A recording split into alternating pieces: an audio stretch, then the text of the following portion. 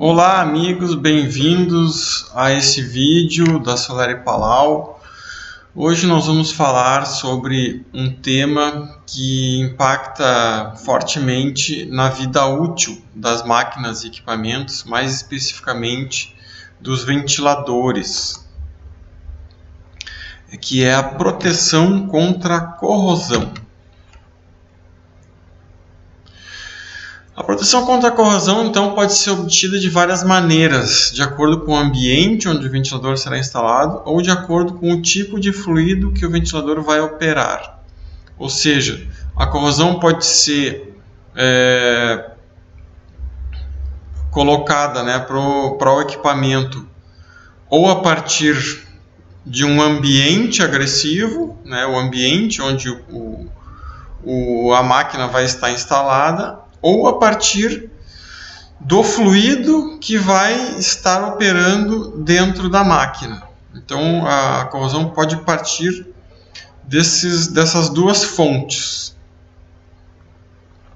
Formas de proteção que a gente usa, então, comumente contra a corrosão. Então, o uso de materiais de construção especiais, que pode ser o alumínio, aços inoxidáveis, ou mesmo aço Corten, tipo Corten.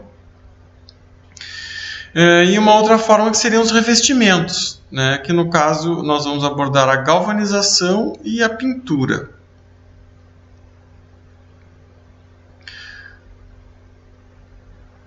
Existem aí algumas tabelas, que eu coloco uma aqui como exemplo, que dão, de acordo com o tipo de agente agressivo, que aqui está chamado matéria atacante,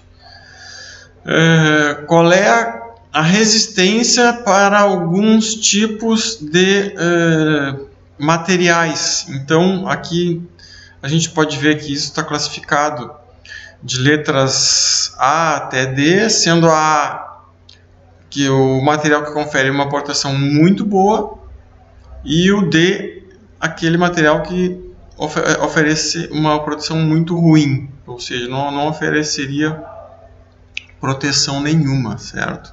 Então, aqui de acordo com o tipo de agente agressivo, vamos pegar aqui um exemplo. Então, acetato de cobre, vamos supor que o fluido operante aí do ventilador esteja contaminado com esse tipo de produto. Então, a gente vai ver aqui que o alumínio, classificação C, ele não é muito bom, O ferro fundido nodular não seria indicado, o bronze também não, o aço carbono também não. O aço inox 304 já teria uma boa proteção. O aço inox 316 também teria uma boa proteção. Aqui temos alguns materiais de utilização não tão comum, e depois temos aqui materiais plásticos, então que são os que teriam a melhor proteção. Então, isso para dar um exemplo de como se faz a utilização desse tipo de tabela.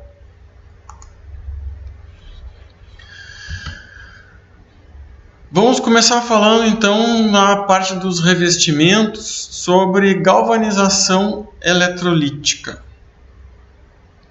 De que consiste? Bom, a deposição de zinco nas peças, que é realizada por reação química. Então você põe a peça, no caso nosso aqui, a peça do ventilador, que você quer proteger dentro desse banho, certo? É um banho de zinco que tem um ânodo e um cátodo, certo? O ânodo é uma placa de zinco e o cátodo é a peça. Se faz passar uma corrente elétrica nesse banho, e isso faz com que haja um fluxo de elétrons da placa de zinco que vão se depositando então na peça a ser revestida.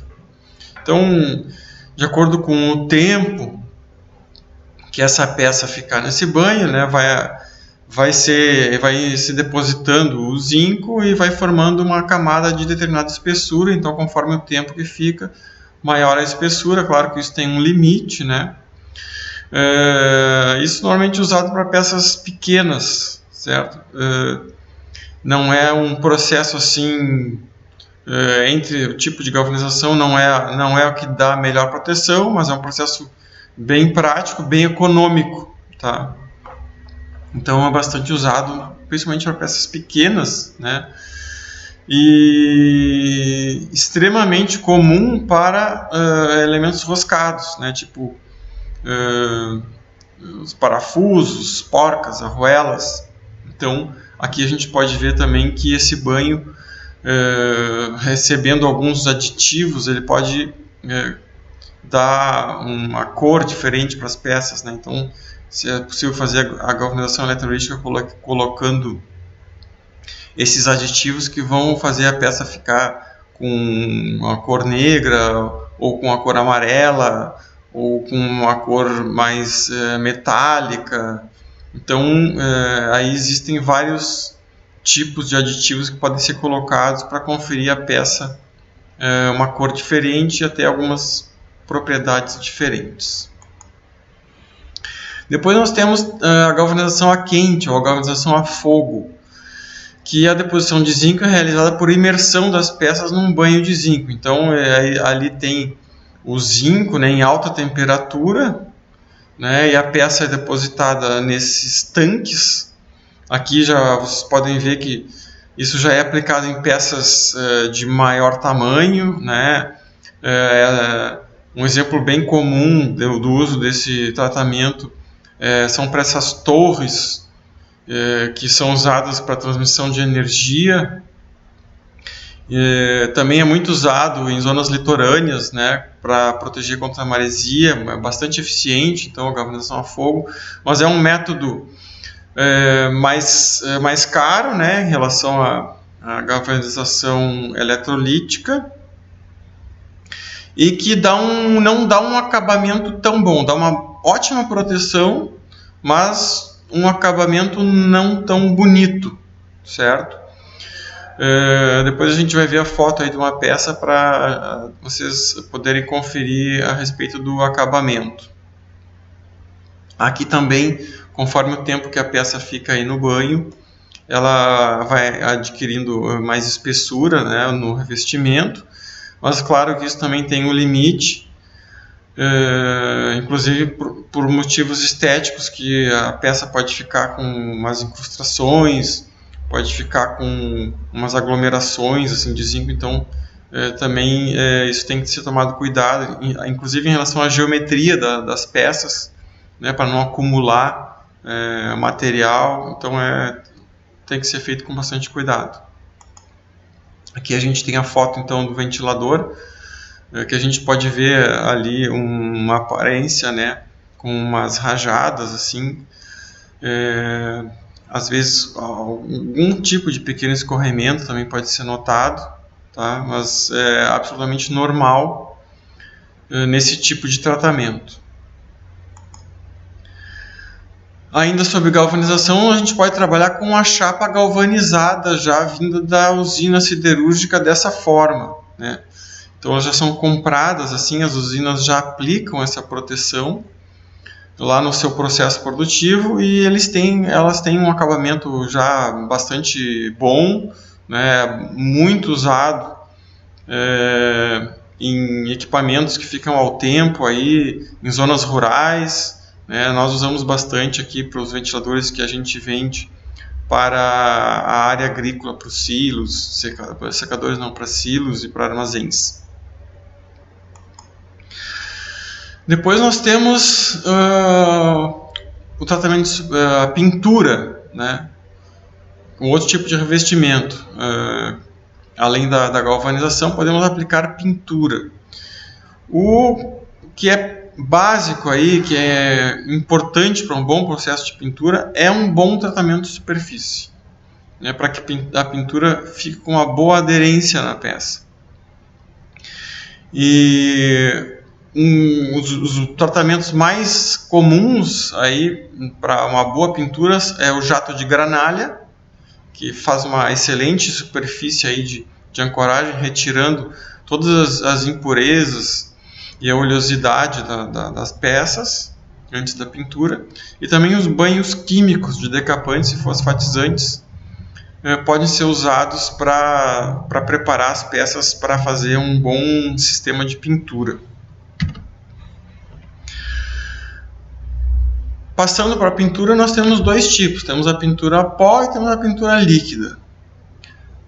Aqui na empresa nós temos os dois processos, inclusive. A pintura a pó, que é o processo que a gente usa aqui para a maior parte dos equipamentos, que é a nossa pintura padrão.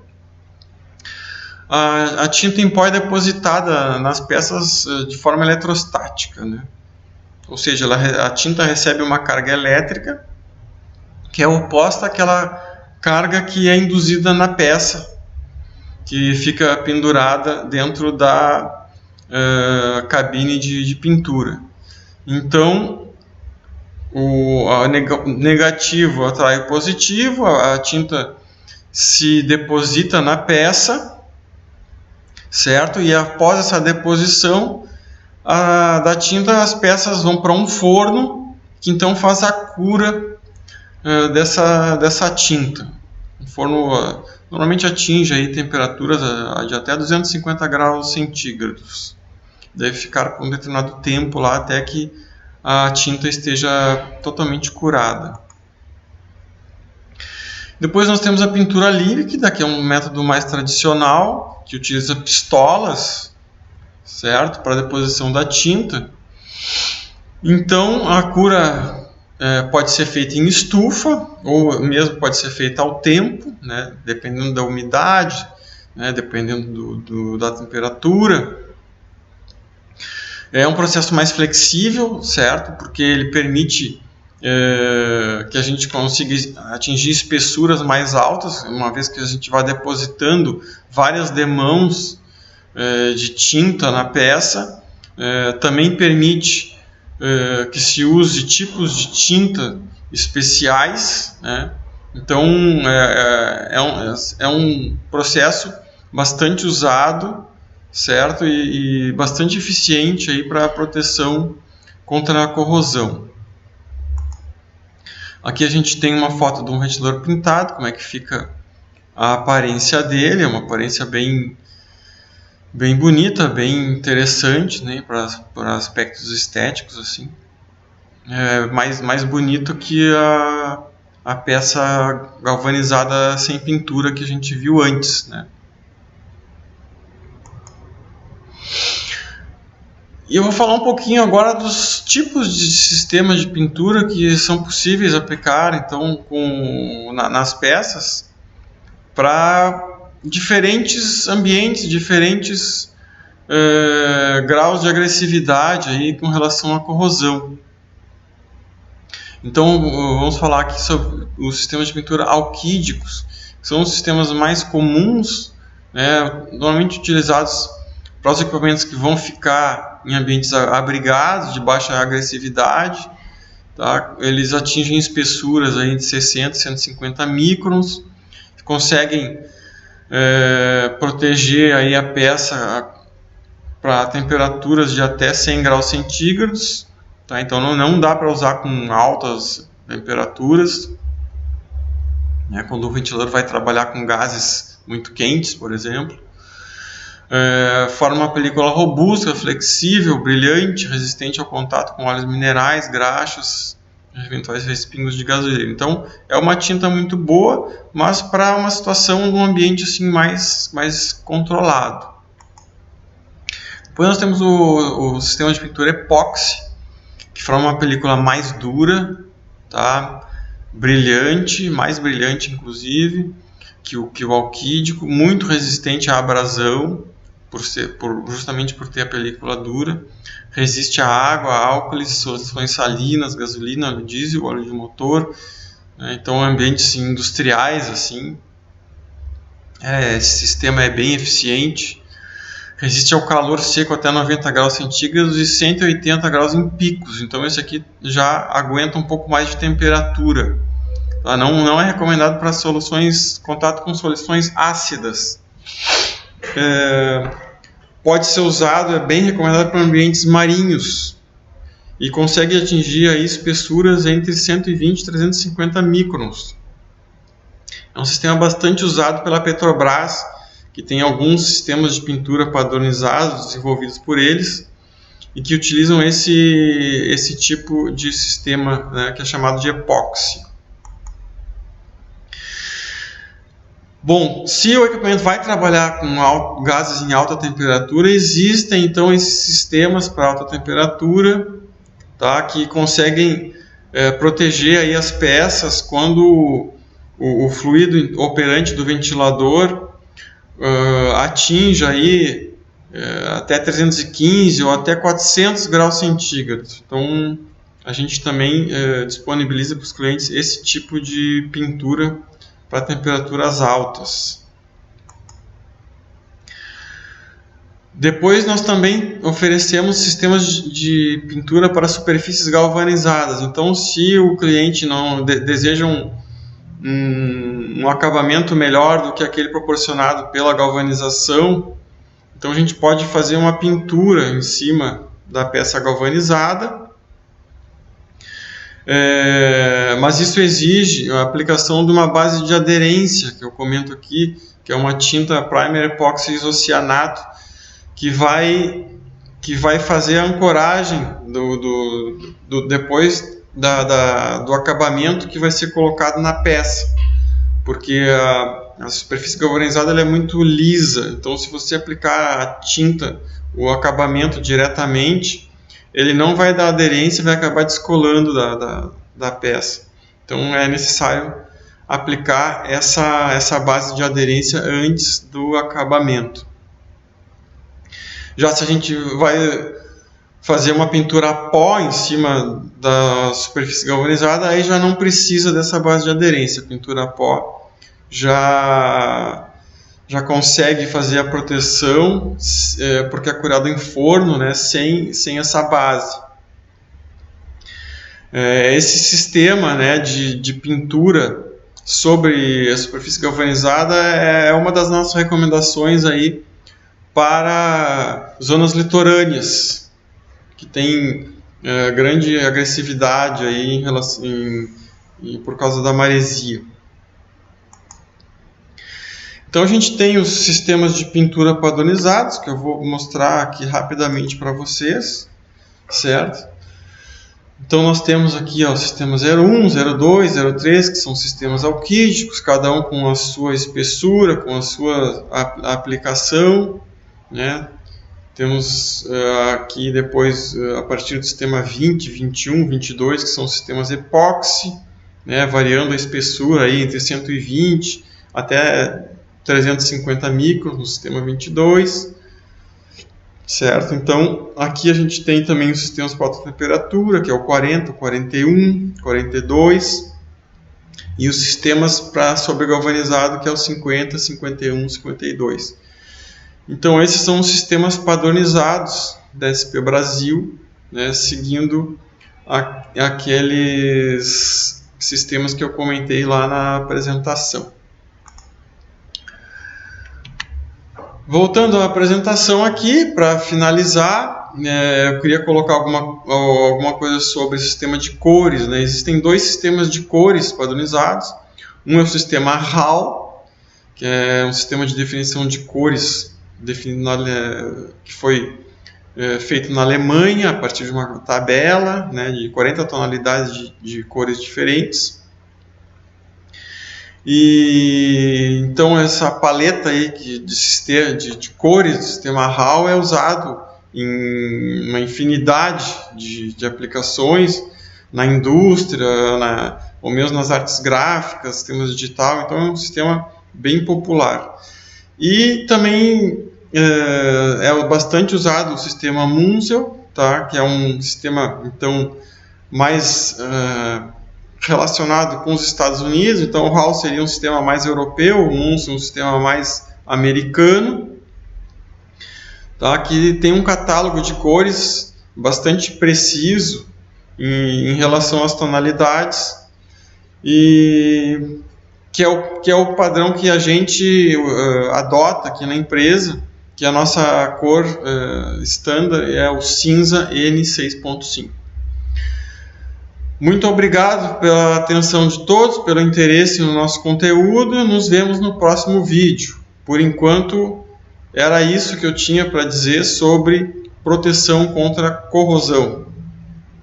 Abraço e até a próxima.